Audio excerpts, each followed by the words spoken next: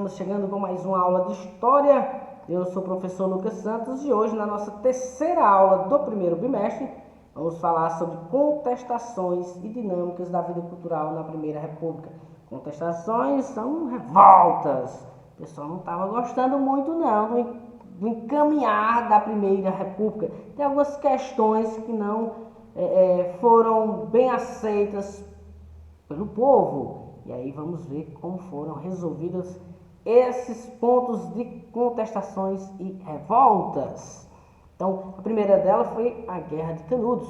A exclusão do direito ao voto, a carestia, dos alimentos e o desemprego, além do autoritarismo e o descaso dos governantes da República com a maioria da população, contribuíram para vários movimentos de contestação e rebelião na Primeira República. No sertão, as secas constantes agravaram a situação e tornavam a vida da maioria dos habitantes quase insuportável. Nesse cenário marcado por violência e exclusão, surgiu no sertão nordestino, em 1870, um líder religioso chamado Antônio Vicente Mendes Maciel, também conhecido como o Conselheiro. O Conselheiro nasceu em Quixeramobim, aqui no Ceará. Ele era cearense. Exerceu na juventude várias ocupações, entre elas a de professor. E depois de desilusões amorosas, chifre mesmo. Ele levou um chifre, umas galhazinhas. A verdade é essa. A mulher dele abandonou ele por outro cara, e aí ele ficou meio desiludido, amorosamente. Ele deixou o Ceará e iniciou sua vida de beato, olha aí. Andava pelo sertão afora pregando de cidade em cidade e promovendo mutirões para ajudar os pequenos agricultores, reformas de igrejas e erguer muros de cemitérios. Aos poucos, foi reunindo um grande número de seguidores. E em 1893, o conselheiro e sua gente estabeleceram no sertão baiano, às margens do rio Vaza Barris, nas terras de uma antiga fazenda chamada Canudos. Ali começaram a construir um povoado que foi chamado de Belo Monte e depois de Canudos. Os habitantes do arraial eram, em sua maioria, sertanejos pobres que fugiam dos desmandos dos coronéis e do desemprego, em busca de conforto material e espiritual. Lá também tinham negociantes, enfermeiros, soldados, artesãos, mineradores e professores. Em Canudos, os sertanejos cultivavam milho, feijão, batata e criavam cavalos e bodes, cujo couro era usado para fazer vestimentas, calçados, chapéus e para comerciar com as vilas e cidades da região ali vizinha. A autonomia da gente de Canudos, sua decisão de viver conforme a leitura da Bíblia, feita por conselheiro, e sobretudo a decisão de não pagar impostos para a República, foram vistas pelas autoridades como uma grande ameaça. É preciso acabar com Canudos, diziam o pessoal daquela época. Os senhores da República então passaram a dizer que Canudos era um reduto de monarquistas, fanáticos e perigosos. Bota abaixo Canudos, diziam eles. Foi o que bastou para que o governo enviasse várias expedições militares contra Canudos. Nos confrontos, os sertanejos saíam da mata fechada gritando: "Viva a Bom Jesus e a Antônio Conselheiro!" e atacavam os inimigos com armas de fogo, facas e facões. As 3 primeiras expedições foram vencidas pelos sertanejos por meio da tática de emboscada. Esperavam-se lá dentro do mato, escondidos. Quando os soldados entravam, eles vinham e matavam. A imprensa oficial transformou a liderança de Canudos, de conselheiro, João Abade e Pajeú, que eram os 3 grandes líderes lá de Canudos, nos maiores inimigos do progresso e da República. Ou então o presidente da República, Prudente de Moraes, foi super prudente, para a época, e enviou a Canudos uma nova expedição com mais de 6.000 soldados. Com dinamites e balas de canhão, eles arrasaram o arraial. Antes deles conseguirem derrubar Canudos, Antônio Conselheiro já havia morrido. Dizem que foi da cólera, da doença que dava muito naquela época. Quando os soldados chegaram, ele já tinha sido morto. Ele já tinha morrido, na verdade, dessa doença. E tinha sido enterrado. Aí foi o que os soldados fizeram: desenterraram Antônio Conselheiro, arrancaram a cabeça dele e levaram lá para o Rio de Janeiro para servir de exemplo para todos que quisessem se revoltar contra a República. Depois do contestado, depois de Canudos, nós tivemos a Guerra do Contestado. Entre Santa Catarina e o Paraná, numa área contestada, havia uma área de disputa pelos dois estados. Ocorreu outro movimento de sertanejos pobres e muito religiosos. No começo do século XX, reinava um clima de forte tensão social na região do contestado, pois coronéis locais expandiram suas fazendas de gado e de erva mate, tomando terra dos indígenas e dos poceiros à força. A tensão aumentou ainda mais quando o governo do presidente Afonso Pena contratou uma empresa lá dos Estados Unidos, a Brazil Royal Company, para construir um trecho da estrada de ferro que ligava São Paulo a Rio Grande do Sul. Como parte do pagamento, veja bem, o governo brasileiro deu à empresa uma faixa de terra de cerca de 15 quilômetros de cada lado da ferrovia. Então, quem morasse ali naquele trecho de 15 quilômetros perderia suas terras. Assim, vai embora, vocês não vivem mais aqui, procure outro lugar.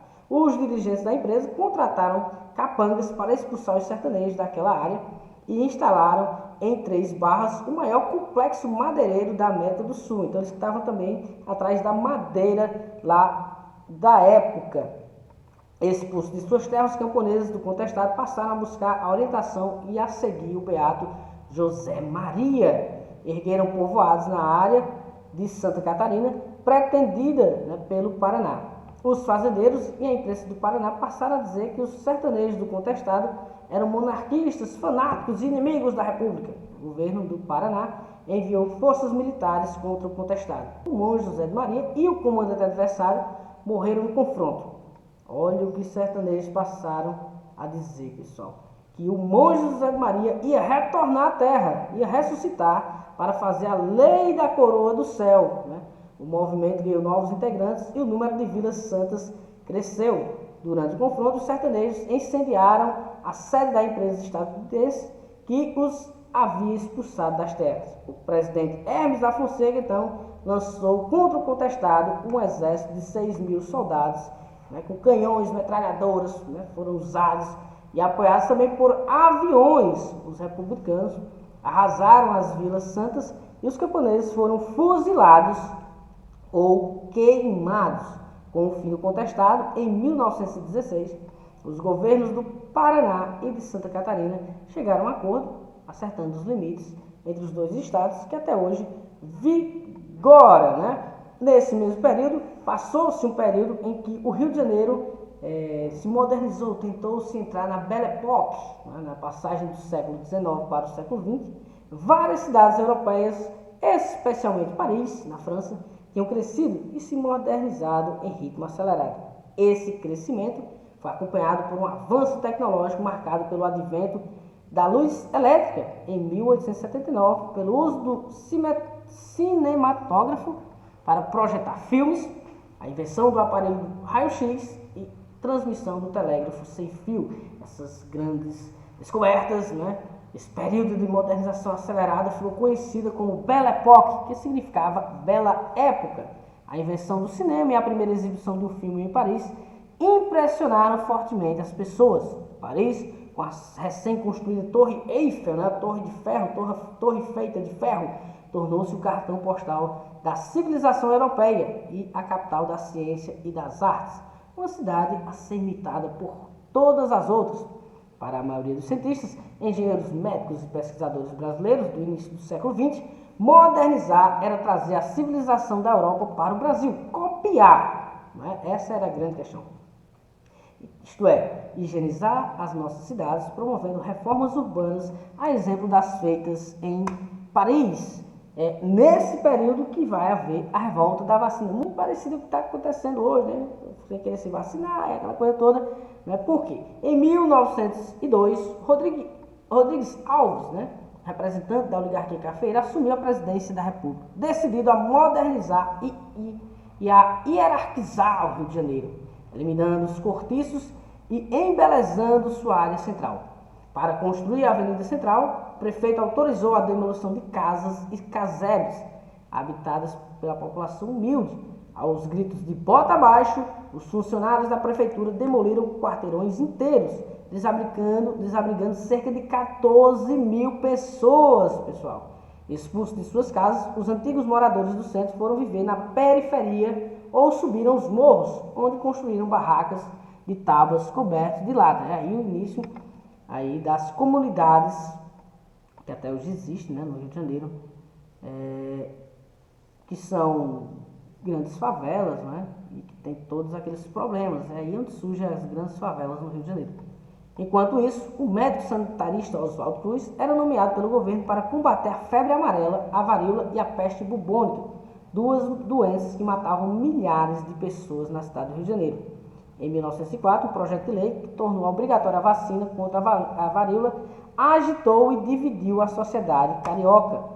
Convencidos pelo médico Oswaldo Cruz, o Congresso aprovou a lei de vacina obrigatória, que autorizava os funcionários da saúde a vacinarem contra a varíola todos os brasileiros a partir de 6 meses de idade. Os desobedientes eram ameaçados com multas e demissões. A obrigatoriedade da vacina, as demolições no centro da cidade, o custo de vida elevado, tudo isso levou a uma revolta popular conhecida como Revolta da Vacina. Ocorreram vários confrontos de rua no Rio de Janeiro, né, onde o pessoal armado de pau, pedras e pedaços de ferro enfrentaram a polícia em vários pontos da cidade. Incendiaram bondes, arrancaram trilhos, depredaram lojas, além de cercar o Palácio do Catete, que era onde o governo, né, o presidente da República ficava, para protestar contra a vacinação obrigatória e a violência policial. O governo ordenou que seus navios de guerra, né, bombardeassem os bairros operários situados na orla litorânea e, ao mesmo tempo, suspendeu a obrigatoriedade da vacina contra a varíola. A revolta foi desarticulada e seus líderes foram lançados aos porões de um navio e enviados ao Acre. Nesse mesmo período, é um período que está chegando muita gente de fora, né? O movimento operário no Brasil teve início no século XX. O ambiente das fábricas era insalubre, mal iluminado e sem ventilação. Os operários trabalhavam de 14 a 16 horas por dia, né, por salários que não acompanhavam o aumento de custo de vida. Não havia direito a férias nem a aposentadoria. As doutrinas que tinham maior penetração entre os trabalhadores eram o anarquismo e o socialismo. Apesar das frequentes rivalidades entre brasileiros e estrangeiros, assistiu-se na Primeira República à formação de um movimento operário combativo. No primeiro Congresso Operário Brasileiro, eles lutaram pela jornada de 8 horas de trabalho e pela regulamentação do trabalho infantil. Foi aprovada a Lei Adolfo Gordo, que determinava a expulsão do país de imigrantes que participassem de greves. Em 1917, os operários de São Paulo realizaram a maior greve ocorrida na Primeira República. Essa greve ganhou força depois da morte de um jovem operário baleado pela polícia. Para voltar aos trabalhos, os trabalhadores exigiram jornada de trabalho de 8 horas, abolição do trabalho noturno para mulheres e menores de 18 anos, porque antigamente podia trabalhar, né? Depois é que vai haver a lei, né, que proíbe o trabalho infantil, pagamento pontual, diminuição dos aluguéis e congelamento nos preços dos alimentos. Nesse mesmo período, surge um movimento de arte, né, em 1922, em sintonia com as mudanças que ocorriam no Brasil e na Europa. Um grupo de intelectuais e artistas brasileiros lançou um movimento cultural conhecido como modernismo. Reelaborar as influências culturais vindas do exterior, além de valorizar a cultura popular, eram algumas de suas principais preocupações. O movimento modernista teve início na Semana de Arte Moderna, evento realizado no Teatro Municipal de São Paulo entre 13 e 17 de fevereiro. Então não foi uma semana, né? Foram alguns dias, né? 13, 14, 15, 16, 17. O modernismo teve grande importância na história brasileira e podemos dividi-lo em dois momentos distintos.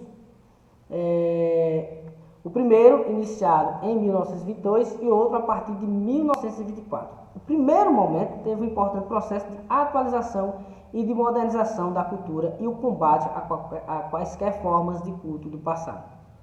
O segundo momento é essencial porque passou a ser a produção de uma arte inteiramente própria, com suas características, com seus modelos. Então, só para deixar claro aqui uma coisa que eu falei rápido, mas O evento aconteceu só no dia 13, na Semana de Arte Moderna, e 17 de fevereiro. Não foi a semana toda, só foram 2 dias, mas revolucionou toda a produção artística do Brasil e até hoje influencia na arte brasileira. Beleza? Vamos ficando por aqui. Um abraço a todos e até a próxima!